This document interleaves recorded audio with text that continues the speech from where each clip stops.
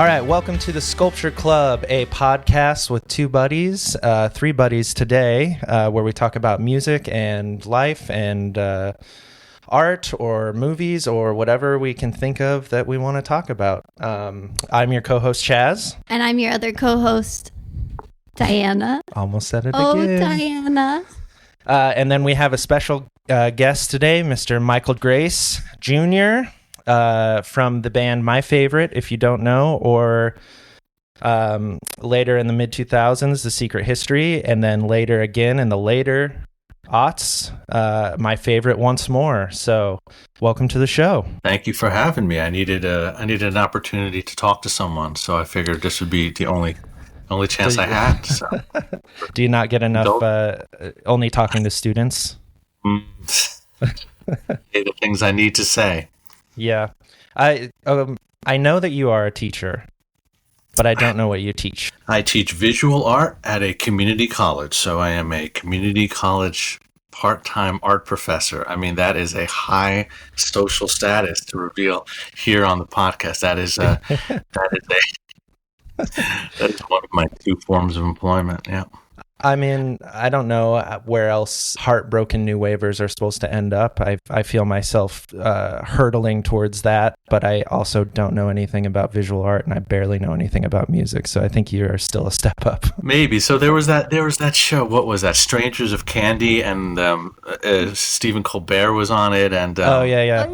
Amy Sedaris. Yeah. Amy Sedaris, exactly. So I remember the art professor there was definitely a hopeless cliche of a character. And then I remember when the sitcom Community came on, I was like, wow, a show about community college. I'm gonna see myself in this. And then it's all the professors are just, miscreants and degenerates, and the students are just trying to survive. And I was like, yeah. And then I've only, here's something for me to reveal on the podcast, but I've only ever seen one episode of Community, which feels like, for all the beautiful people in my life who I trust with giving me media references, have told me that I should watch that show and that there's so much about it. I feel like I've absorbed a lot through pop culture, or just pretending that I know what my friends are talking about. I mean, if you've seen the meme where Donald Glover brings in the pizza box and and everything is on fire in the room or whatever, that's all you need to know. Perfect. Yeah, pretty true to life then. You're definitely aligning with Community's portrayal.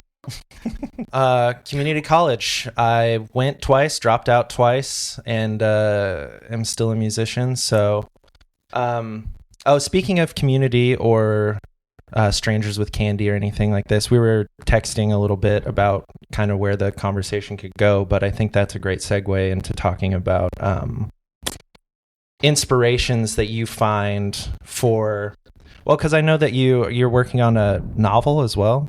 A young adult trilogy of novels. I wrote the first one about 7 years ago, and in sort of typical to my way of doing things, I was going to just take a real unorthodox path with that. So the writer Daniel Handler, who was known as Lemony Snicket for his YA books that he wrote in the early aughts. I don't know if you ever read any of those or saw the Netflix adaptation. Yeah. I was lucky enough that I knew that he had come to a few of my favorite shows before those books came out. Wow.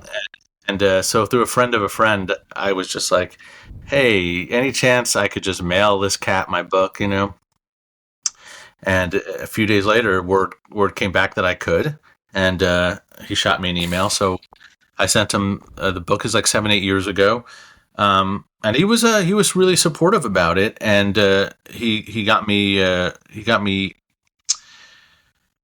2 meetings with editors at Little Brown, and here I was thinking, wow, after failing at everything I've ever done, I'm going to just, without ever having to even get an agent, I'm just going to shantae up to. And they were supportive of it, but in the end, they were like, "Why don't you write a book like a John Hughes movie without all this dark magic?" And then the other thing they said was like, "No one's interested in the multiverse. I don't even know what that is. Wow, so you definitely shouldn't include that." So two different two different editors passed on it, although one did try to get me to write a different book, but they weren't going to pay me to do that. So then I just kicked the manuscript under my bed. Just kicked it under there, gave up, didn't even try to get an agent, didn't try to take the whole experience as encouraging that a successful author was willing to put his rep on the line a little bit by, I didn't know Daniel at all, but, he put his rep on the line to do that, So instead of taking that as inspiration to grind through a series of query letters and get an agent, now I just kicked it under my bed. That's the classic artist way, though. You got to bank everything on this one thing. That's how, and if it doesn't work, of course it didn't work, you're a failure. You have to bank everything on the next biggest thing. Right. So then when the pandemic hit and everyone was just locked down, I was like, all right, let me give this another crack. I rewrote it from scratch and finished that just last summer. And I've been working on book 2 this summer, but I'm still not doing any of the dirty work to get it published. But I'm no longer adverse to doing it. I tell myself I'm about to do it. But right now I've just been mostly writing. But they're sort of young adult novels, but not really, because I don't read any young adult novels and don't know what the genres are or the sort of tropes. So I'm just writing a book that I think maybe I would have liked at that time. But it's also certainly for grown-ups who are having some issues completely disengaging from being a young adult. So I would argue that I think that you do have a great grasp on what young adult novels are. As somebody who reads a lot of, I've been going through a big nostalgia phase of buying old Scholastic Book Fair books, young adult books, horror novels, and things like that. I love all those. I love them so much, but I think that I see a lot of parallels between your songwriting and the type of things that are discussed in those books and how they're discussed in those books. So I think that sometimes you don't need to be like an avid fan of the genre to be able to get your lived experience across. And I think that a long way of saying, I think that in your heart, you know all about young adult novels. Yeah, to be honest, the other reason I kicked it under my bed was when Stranger Things debuted, there was some superficial similarities between the show and what I was writing, and I let that get in my head, which I really shouldn't have, because Stranger Things has a lot of superficial similarities to about 90% of the things that were released in the 1980s. For sure. But I got a copy of sort of an early treatment for Stranger Things, and it literally took place on Long Island, like in my hometown, and I was like, oh really? Yeah, but it was too expensive to film, so they moved it to wherever they moved. I'm not sure where the show takes place. Seems like it takes place maybe in the Midwest, but it was supposed to take place on Long Island because behind my house there was literally a top secret laboratory where we never knew what was going on, and then all our moms got breast cancer. I'm not being flip about this. This is literally something that happened. So there was a lot about Stranger Things that sort of superficially touched upon stuff that I was writing about. But luckily, as the show's gone on, for the most part, it hasn't gone to places that I want to go, and I'm just going to let it go. But I remember when I went to the editor, I had the stupid confidence of a loser, and I was like, it's not young adult, it's old youth, and it was just silence across the office as none of my we're going to move on now and talk about something that are actually concretely relevant to publishing. And I was like, thank you. Yes, sir. Oh my gosh. I like that. For me. It was like Costanza. I don't know. Now I'm really dating myself. When Jerry brought Costanza to the NBC pitch for their show, he wasn't helpful. So I bring my own shadow Costanza to everything I do so I can sabotage it concurrently. Right. I feel like that's all in one. I'm unsure about that. So I hadn't watched Seinfeld until I was on tour once. We were on a Choir Boy tour, and two of the members of Choir Boy are diehard Seinfeld people, and one of them is pretty much a Seinfeld character. I think it was a 6-week tour, and we were week 4, kind of mental state, and there was nothing we wanted to listen to. There was nothing we wanted to. We didn't want to sit in silence. We didn't want to listen to music, podcasts, or books or anything. And so we ended up just propping up the phone on the dashboard and putting on Seinfeld, and I watched like I basically was with like a couple super fans, and they're like, here's how we're gonna. It was like somebody on Reddit was like, "This is the series you need to watch them in." And Nothing so I more think I've enjoyable seen than being forced to watch something for the first time with a bunch of lunatics that are like that are quoting lines simultaneously on a 4-inch screen. Yeah, in the middle of winter in Nebraska. I feel like I was like, I think it maybe added to the surrealness of it because when it was on TV, my parents would watch it and I would, see it. But when I was watching it, I was like, this is like Tim and Eric made this. Like, this isn't real. I was like blown away, but I was also like so far away from home and the idea of going home that I was just like, this is it. This is where I live now, in this seat watching this Seinfeld. And I was like having this weird existential beauty crisis. Here we go. Speaking of another multiverse. I think that another thing, what did you call old youth? I thought that was terribly clever, but that was not the consensus. I mean, I think it's terribly clever, and I'm nobody, so maybe that helps. Yes, I appreciate it. I like that because I feel like we call our genre jangle punk because I didn't know, it doesn't feel like jangle pop, it doesn't feel like post punk, it's kind of in between. And I've heard you call my favorite crisis pop. I don't know. I think there's something beautiful about trying to own that type of creativity. I don't know exactly. Like I resonate with that. And if I saw a book that said for the old youth, I would snatch it up. Carving something else out. I don't know. I think that's cool. One thing you're touching upon with these, old youth and jangle punk is, something that kind of appealed to me early on when I was in art school and we reading all these really hard to understand books of like philosophy and French nonsense that they would make us read. And some of it was real difficult to understand, and some of it I took away some things from. And one of the things that I did take away from reading these philosophy books was sort of the importance of opposites, of kind of keeping opposites in suspension, of kind of juxtaposing things, forcing them together that you wouldn't necessarily put together, Mm-hmm. So old youth, soft heart, jangle punk, so that you're creating a kind of ambiguity, and you create a little space for people to maybe imagine what it is, as opposed to kind of creating terms and genres that are really didactic, really self-explanatory.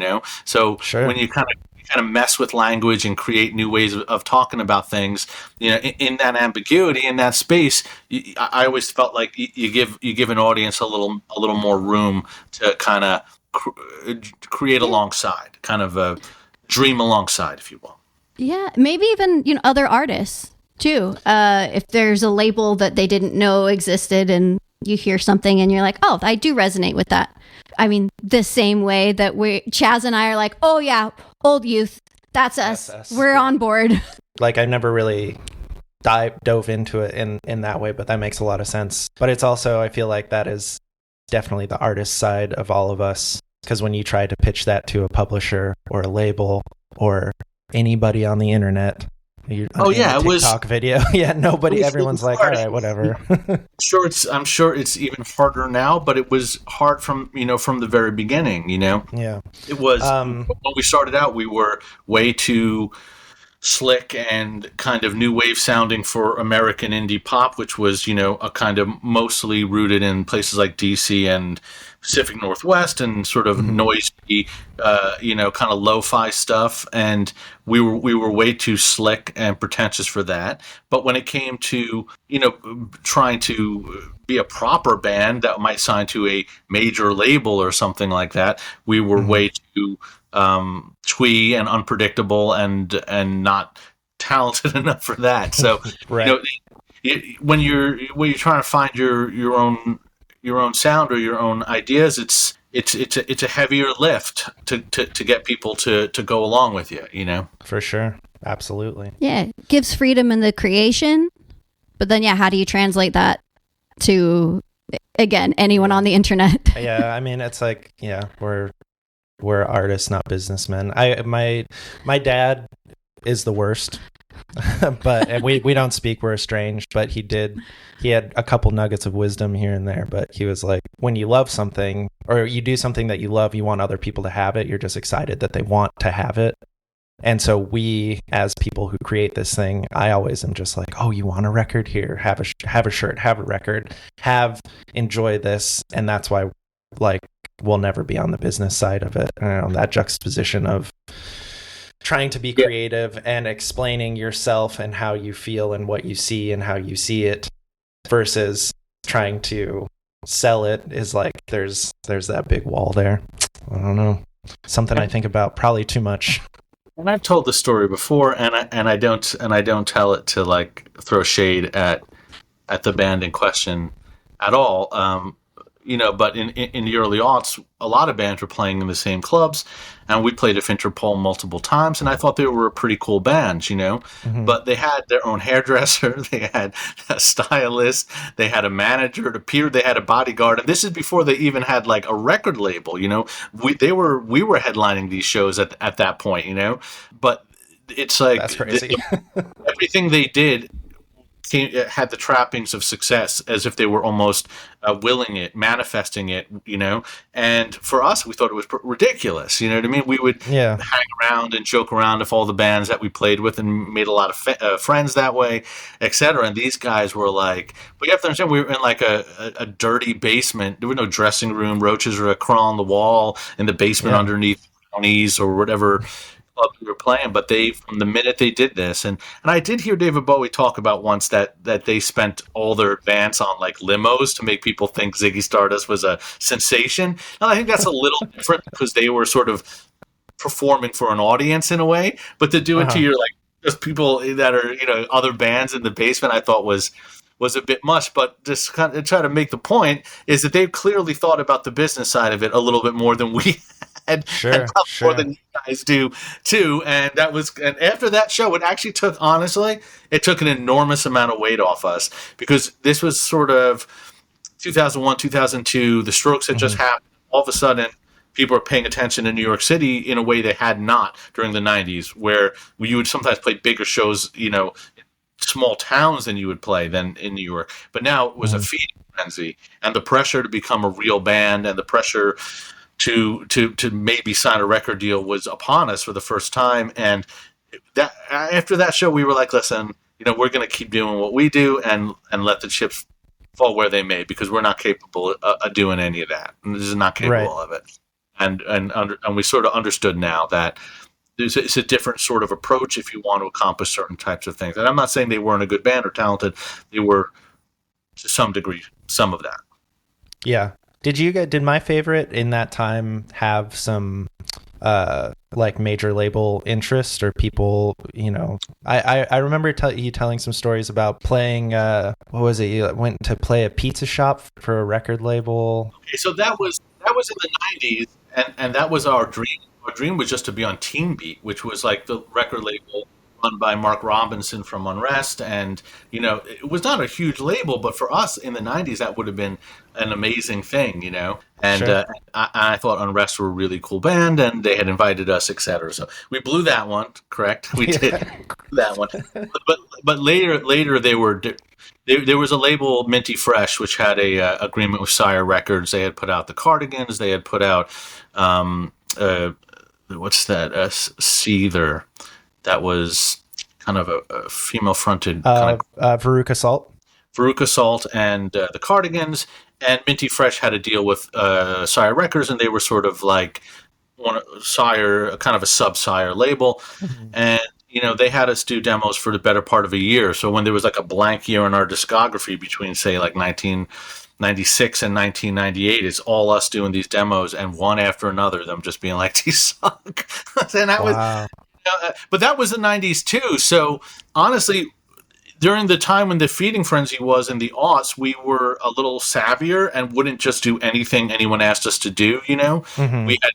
So then it was more interest in sort of managers and agents and music lawyers and all that stuff. So we did go on tour in 2005, the last year that we were together with Darren and Andrea, and we went on tour with a band called Foxtrot, and we could tell they were good, and they were getting some attention. And so we paid a West Coast tour with them, and we knew Sub Pop was coming theoretically to see both of us, and I think that was kind of our final shot. I remember Andrea being like, "Listen, I need health insurance, and that's the only label that's known to do that." So if and I had very little confidence that we would, and Foxtrot didn't end up on Sub Pop either. They ended up on like Warner's or something. Yeah, made one that really flopped.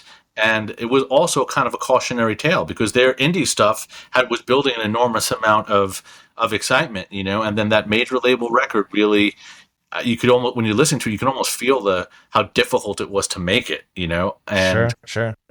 I'm not saying I wouldn't have liked a shot, but that was like our final shot with Sub Pop at that last year. And I saw no reason why. So, and there were a couple other, but once we'd got 90s, I kind of realized that, there's going to be flirtations and you can't get too high or too low with them. I mean, I'm sure there were some with Choir Boy too, just from the nature of what you guys were doing. I find it hard to believe there wasn't. And I mean, there wasn't too much, believe it or not, but partially a product of the environment we're in. It's hard to argue that there would be a better label, for Choir Boy than the one that you guys are on. Because there's so much less necessity for literal boxes and boxes and boxes of records, and so for sure. But so in those Sire, that the year that you were doing demos for Sire, did any of those songs make it through onto Happiest Days of Our Lives? So like the 7-inch version of Modulate, the 7-inch version of Working Class Jacket. That's the song that I ripped off some lyrics from, just so you know. Okay. Well, Minty Fresh did not think they were that good.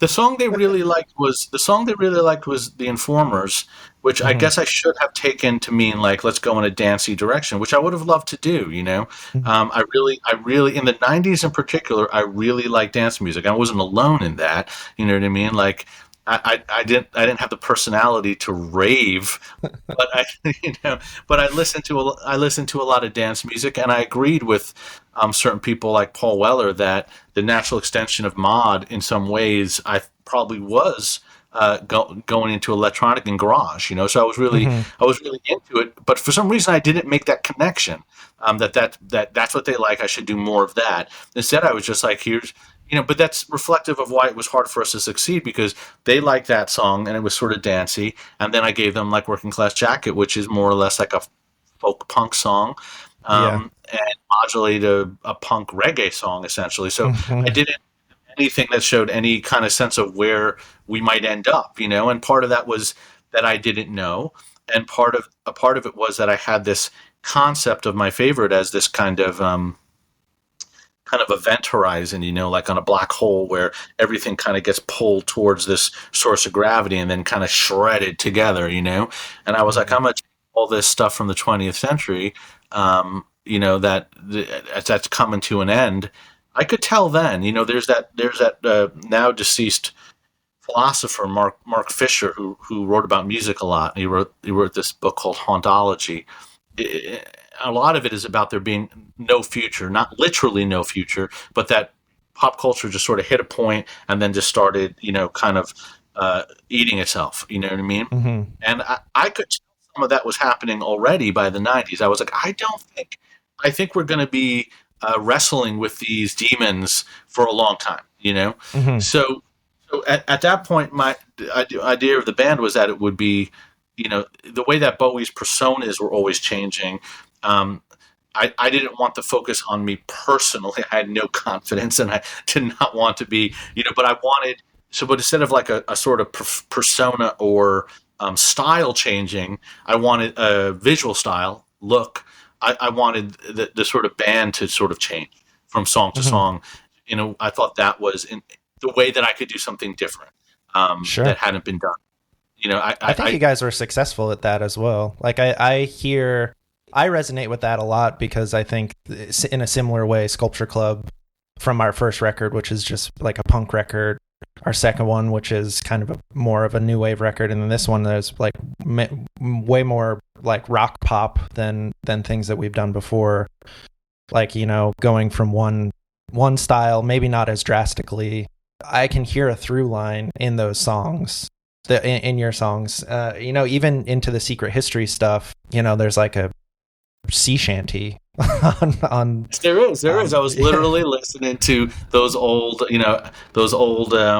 folkways record collections from the 1940s, mostly static with a crackly little voice, of old New England sea songs and sea ballads and. But I hear that. I can hear through all of those songs a reggae song or a sea shanty song, which, you know, it sounds on paper sounds crazy, but I mean I think that's another artist brain thing where it's like people aren't so one dimensional, right? You get New England sea shanties and new wave and dance music and all this stuff, and it's only inevitable that it would come if you're an artist trying to express anything. That's all going to come to an edge like that.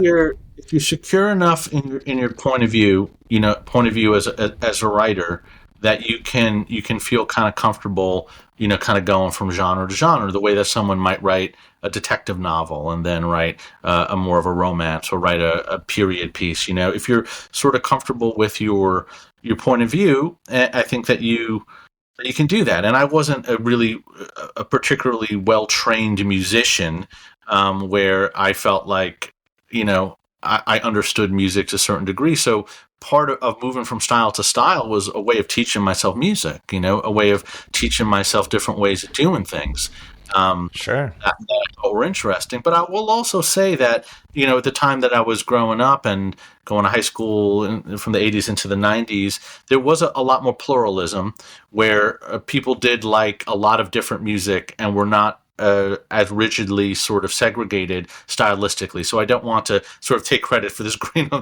I mean, I think we were more pluralistic. I think we did experiment more than most bands, but at the same time, there was some of that was encouraged in the nature of how, college radio was in the late 80s and early 90s, and sort of the spirit of post-punk that I think a lot of people, forget, is that you can find a serious reggae influence in 10 different post-punk bands. You can find folk influence in you can find, it's sort of, that was that whole thing was anything goes. So when Johnny Rotten ends up with, Jaw Wobble, you really, at that point, anything else is kind of possible. So I just didn't want to let go of that spirit. And I was sort of notorious for not embracing the 90s as the 90s were going on. You know what I mean? That I wasn't into enough guitar music.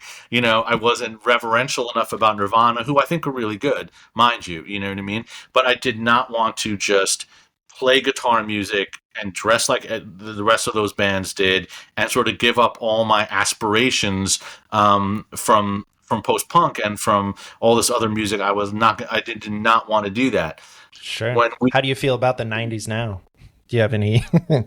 Well, I mean, they were more innocent times for me as a person. I spent that entire decade in college not wanting to get a job. So going from undergrad to grad school, I just spent the 10 years in a kind of just days of not doing anything but the band. Mm-hmm. And I remember thinking, we released a 7-inch this year. That's 2 songs. And it got played on the John Peel show. Like, I am really achieving a lot, even though it was just 2 songs. Now, Spotify CEO would be like, you need 14 more songs this month. And I don't know how to do any of that. You know what I mean? It's like, if I have an idea and I think I can do something special, I'll do it. But I never felt that way. And, so I certainly look back at the decade with fondness, and I often think about what's been gained and what's been lost with technology and social media and things like that. But I look fondly upon it. I think at the time, again, the pressure to sort of do certain things I was against, but at the same time, there's lots of great dance music, pop music, indie music, shoegaze. It wasn't all just grunge and Pearl Jam, but we played the Battle of the Bands in high school. Battle of the Bands 1989. This wasn't my favorite, but it might as well have been. I think we were called Common Ground or Light Years. We did Don't Cry, we did Panic, We did the Minor Threat version of Stepping Stone, which I think was originally Monkeys, and two very shabby originals that I had written. Lost to this hair metal band, and we lost badly. 5 years later, I see that hair metal band on TV, all in flannels. This is the story of a girl. Shut up. 9 days. Those motherfuckers beat us at Battle of the Bands. That is crazy. Wow. I do that song at karaoke. From their label, I feel never made a Take that 9 days.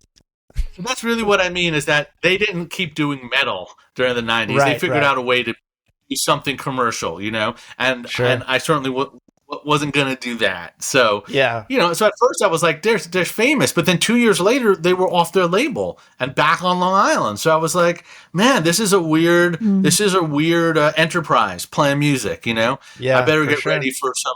I mean, my uncle Joe was the last bassist in the 70s rock band Mountain. I don't think you guys know that. Mississippi Queen, you know what I mean.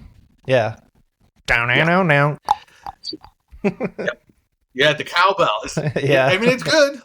He was the final bassist. He's the final bassist in Mountain after their first bassist got killed by his girlfriend, and then Leslie West ODs on drugs, and then he's back home living with my grandmother. You know what I mean? He had 6 months on the road with Mountain, and then he's back living in his old room. And I saw that as a little kid, and so it's a volatile business for sure.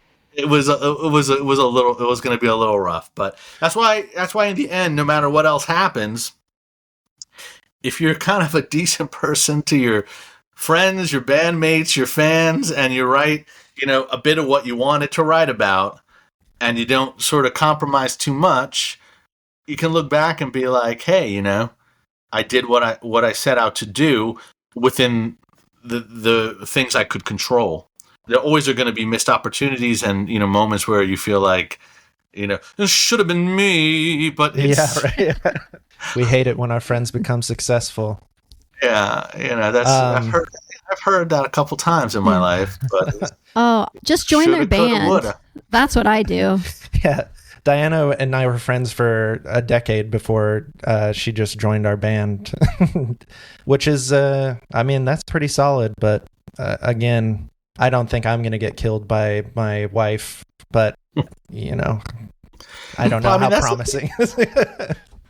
There's a lot of good vibes from Sculpture Club, from the way that you guys, write, from the ways that you guys engage with your audience and engage with each other. And if there was something about the 90s that I miss, and the thing that, and I loved, when we started, we thought we were just kind of emulating, I don't know, the Ocean Blue or something like that. But when I heard all those early Riot Grrrl records and Huggy Bear, and even though they were really noisy and angry and not necessarily, although obviously Go Kid Go was a somewhat overt attempt to kind of glom onto it, let us go and make noise with you guys. But I love the fact that these people were putting records out themselves, that they were setting up shows, that there was a political aspect, an ideological aspect to what they were doing. That was always way more important to me than anything else. And to this day, I don't, I'm an artist, and art is the thing I care about the most in terms of what I want to do. But it's way more important to, kind of be on the right side of the arc when it comes to the stuff that's going on, that's been going on, that's always going on. So, in the end, that's more important. That's always been kind of more important to me. And so I took a lot of inspiration from those years, the early 90s, and those labels that were putting music out themselves and just basically, giving a middle finger to everything else. I started Sarah Records, but then sort of carried on to a lot of the early Riot Grrrl stuff. Yeah. Absolutely. Do you find I know when we were kind of texting, we were talking about, I had brought up world building in music, and I feel like there's a lot of literary references in your songs and songwriting. Even naming The Secret History after the book The Secret History, I assume, is where it came from. Technically not true, but it's really? it's one of my favorite books. So, I guess and songs named after the like Sylvia Plath books and I feel like literary references and stuff. So there was this early book about punk called Lipstick Traces: A Secret History of the 20th Century by Grail Marcus. And when I read that book in high school, I just wrote the secret history in a notebook. I took it from that.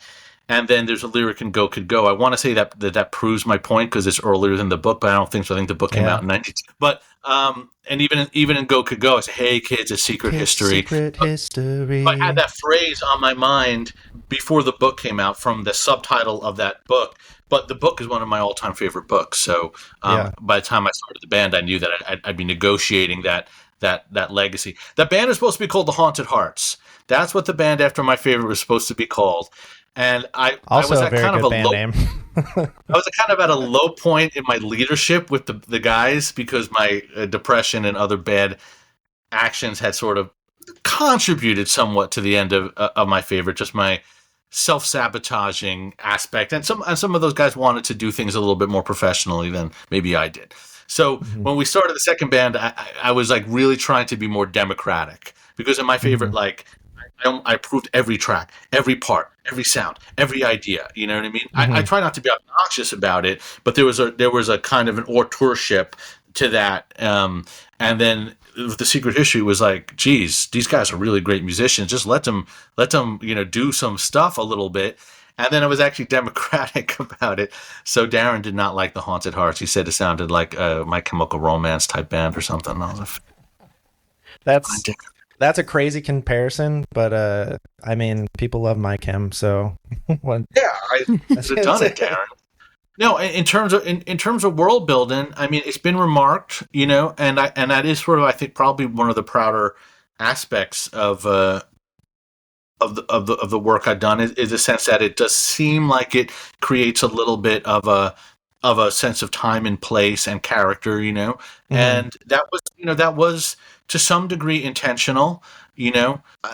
I felt like when you lived on Long Island and it was a kind of between Long Island and maybe like Ocean County, Los Angeles, were these sort of two, suburbs in the shadows of these cities that were notorious for just bad art, just sort of bad, street design and condominium layouts. And, so it was either you were going to kind of move to New York City as quickly as you could and kind of forsake all of that, or I was going to, try to make some peace with it and tell stories that I actually knew. So I think that was part of it, that I wanted to kind of take this idea of suburbia and these places and make them seem kind of haunted, because there was this sense that, and I obviously people like David Lynch were a big influence on me and had this perspective long before I did, which was that, there's a way a place looks in daylight, and then there's a way a place looks in twilight, and in darkness, certain things become more apparent. And I was interested in that. I was interested in those sort of quiet desperation that you would find in places like.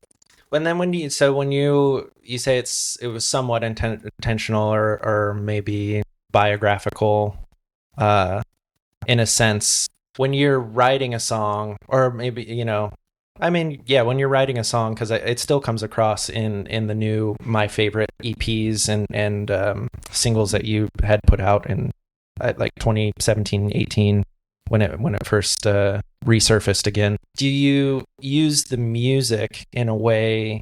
I mean, I know that the music creates tone, but I guess in terms of writing, which do you feel comes first? Do you have kind of a story in mind, or do you play? For me, I usually start playing and the music leads me to whatever thing I'm going to write about. But I know for some people it's the exact opposite, or it's at the same time. So I'm just curious about that.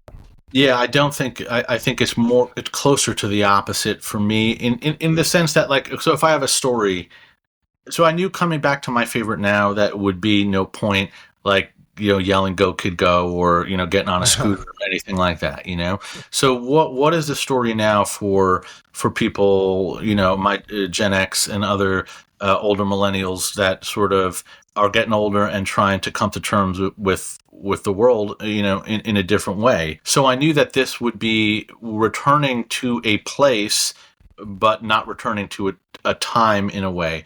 So my inspiration for this sort of return to my favorite musically, if I had like kind of a rough one, it was the sort of second era of Roxy Music, where they kind of had been this wild experimental kind of glam art rock band in the early 70s, then sort of took a little break and returned as this sort of sophisticated, chilly, kind of haunted, sophisticated band, which I think suited them a little bit as older, gentlemen. So sure, yeah, a little more mature. That was kind of my inspiration, but in a way to kind of do a parody of sophisticated music, a kind of I've been trying to negotiate what plastic soul is for a long time. This kind of idea of wanting to play soul music that's really full of emotion, but also this kind of almost unavoidable detachment that you have, particularly if after you've kind of been exposed to so much art and culture and it's kind of filtered through you, the idea of being authentic or kind of spontaneous becomes really hard sometimes to figure out. And Absolutely. When I sort of looked at artists that I thought struggled as they got older, what I would find is that they would hold on to the mechanics of what they had done when they were younger, and others, like maybe, I don't know, Bob Dylan or Leonard Cohen or Brian Ferry, that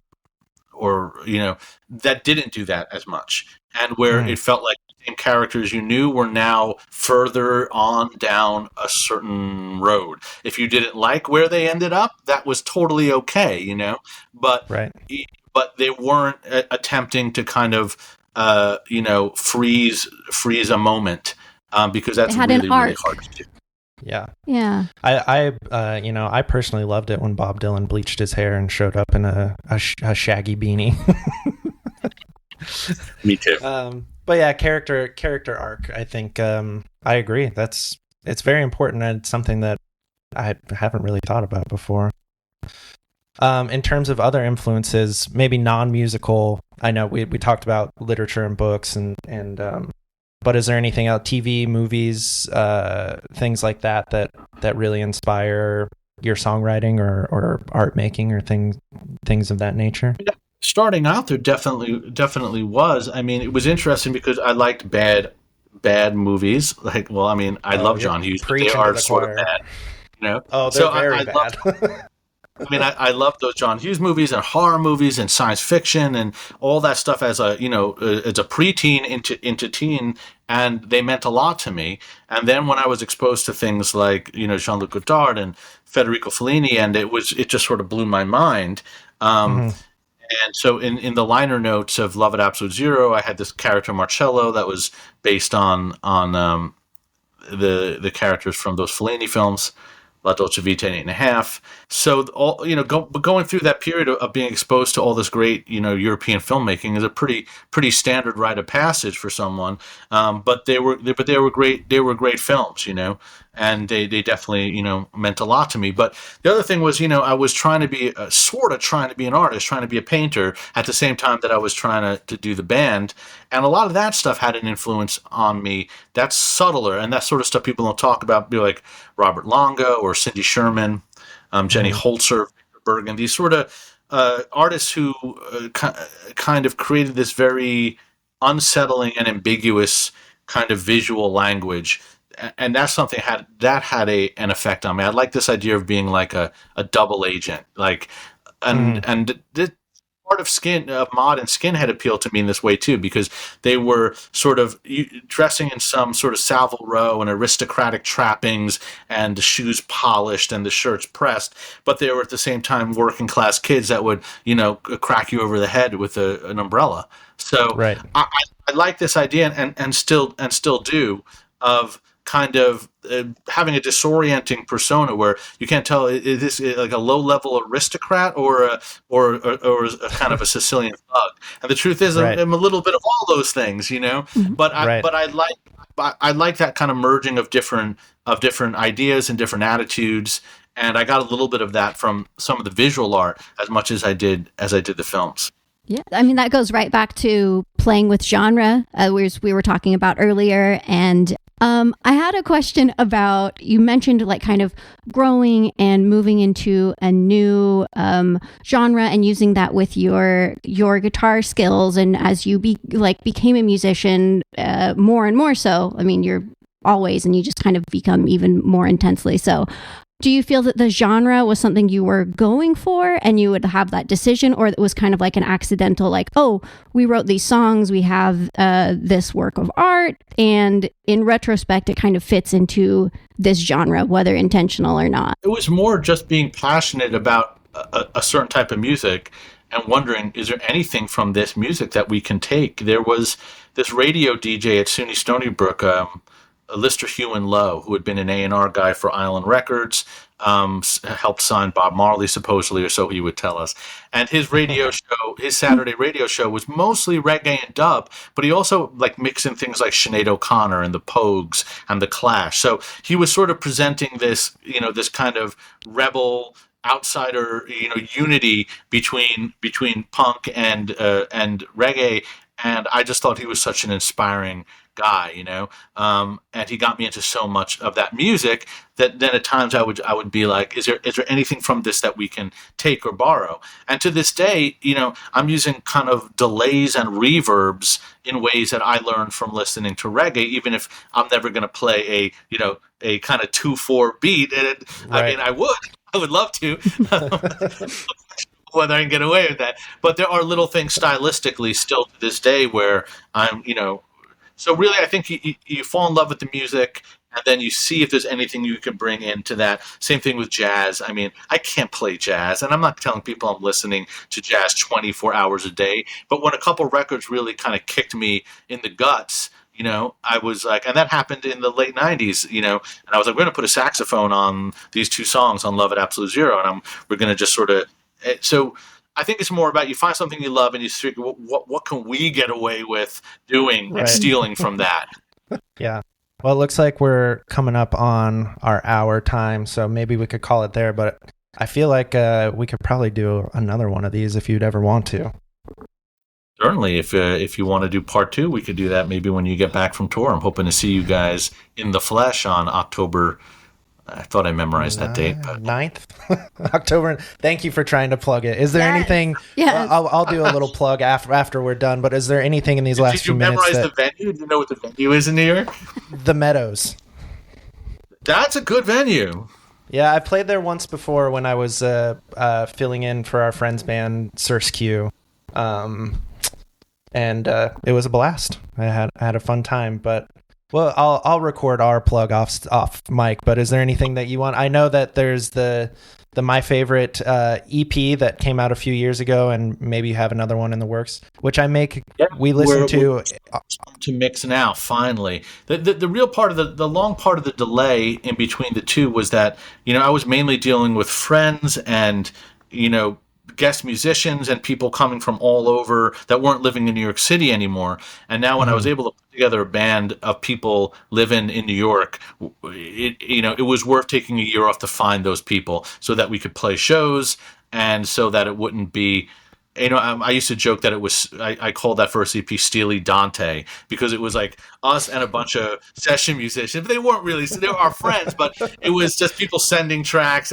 But now being back to actually rehearsing with, 5 people, it was worth taking a year and a half to find those people, rehearse with them. And so the next EP is I think it has the sound of a slightly more the sound of a band. And we're going to be mixing this fall, so hopefully next spring it will come out. I'm real excited about it. Wow, exciting! Right on. And then where can people find you if they part 2 of this? Yeah, hell yeah, let's do it. And then if people want to find My Favorite on all My Favorite in the Secret History, Spotify, Apple Music. Yeah, I mean, usually, strangely enough, there's not enough time to tell another story, but yeah, I think we decided on the name My Favorite about 1 year before the internet. So it was like, man, I'm not sure this was the best choice, but there was no way of going back. But no SEO thoughts. At this point, if you Google At this point, if you Google my favorite indie pop, new wave, you usually get us, and you can find me on Instagram and other places at just at Michael Grace Jr. So, yeah, that was a joke we had for a long time, because my partner Melody, who introduced me to my favorite by putting your song Le Monster on a mixtape for me. God bless. Yeah, truly. She had a copy of Happiest Days of Our Lives that she had ordered from, I think Double Agent had put that out, that we would listen to in her room in high school all the time. And that was kind of at the beginning days of the internet, when we would try to find you guys, and we couldn't search my favorite band because everything. And I was like, it was this huge mystery when I would try to tell people about you. I was like, oh, there's this band. I'll just like make you a tape, and I'll show you this, or I'll do this, because you can't find them. They're so mysterious. But our second choices weren't as good as the Haunted Hearts. Like, I had a good second choice for the secret. Our second choices for my favorite was like, Todd wanted I Hate the Pink, which is and I was like, Todd didn't hate the Pink, but that's his own business. I didn't want to, he liked many other things. And I think my idea was to be the Chelsea Boys, because I was so into Andy Warhol's Chelsea Girls, movie and stuff. And Todd's like, we're not being the boys. And I was like, well, we're not doing I Hate the Pink. So we were the two queer kids kind of arguing about that. But he was much queerer than I was, so he won. So he eventually came up with my favorite, and I was like, he came up with it, not me. But I did like the idea that it sort of promoted a sense of devotion, because we were devoted to the ideas and the things that we were doing, and the idea of caring and having something belong to you, I thought was cool. So we went for it without realizing how hard it would be to Google. For like 12 years now, it will find you, because we're in some horrendous surveillance state. But for a good decade, you couldn't find anything. Now, if you put my F, it knows enough about you. It's going to be like, oh, Michael Grace Jr. had breakfast, yes. So, I'm not sure it's better. Oh, man. I mean, I would say you guys dodged a couple bullets there, and I think you landed on my favorite being the right one. So, the Chelsea Boys, I'm not sure where that would have went. Sounds like a football club. Oh, and Darren's idea was the OK Demons. OK. Now, that's a very 90s name. I'll give him that. The OK Demons. Yeah. Bad for the music that you guys did end up creating. But... And for the low-quality skateboarding that I assure you we were doing, If you're going to be the OK Demons, you got to roll into town, you know what I mean? Yeah. You can't tumble into town off your skateboard, and that's how I used to arrive. Yeah, absolutely. Well, thank you so much for being on the show. I would love to do another one of these, and we can maybe dive deeper into some. Back from tour, and maybe I can ask you some questions. I'm very curious about doing a tour. What that's like now with the it's been a little while since we did more than 3 or 4 shows at a time. So I'm a little curious. We'll give you a tour update when we get back. All right, but I'm planning on seeing you, so I'm looking forward to that. Until I'll shoot you a message. Absolutely. See you in New York. All right, ladies and gentlemen, Michael Grace Jr., my favorite, The Secret History. Thank you for being here. My pleasure. See you guys soon. Bye.